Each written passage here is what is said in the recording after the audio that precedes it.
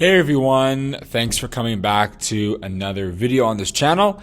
Today, the question that I will be answering is, what is the difference between the sinful or old nature and the new nature that Paul discussed in Ephesians chapter 4, verses 21 to 24?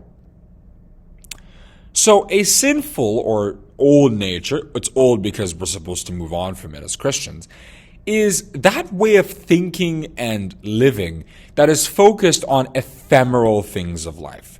Right? When you have that perspective, your focus is to gain the things of this world and how to get ahead of other people financially. Right? Jesus Christ would often call those kinds of thoughts surfeiting, drunkenness, and cares of this life. If you read Luke chapter 21, verse 34, and also Matthew chapter 6 from verses 25 to 32. But when you come to Christ and apply God's principles as laid out in the scriptures, you'll notice that such interests or lusts will naturally fade away. Your focus will no longer be on how to get ahead in life or how to worry about worldly things, right? As Paul said, be careful for nothing in Philippians chapter 4, verse 6.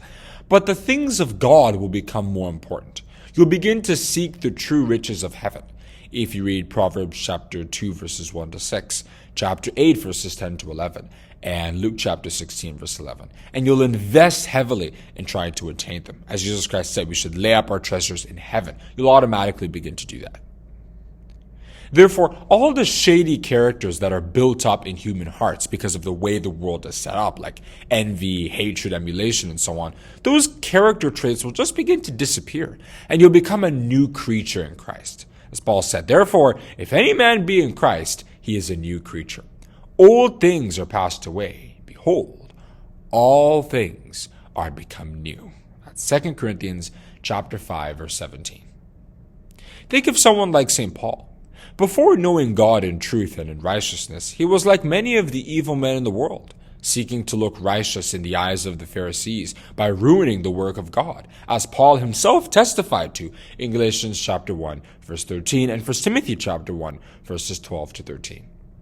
But when he came to Christ, the drive to continue sinning against God disappeared, and he began to develop virtues like spiritual charity, love, and faith.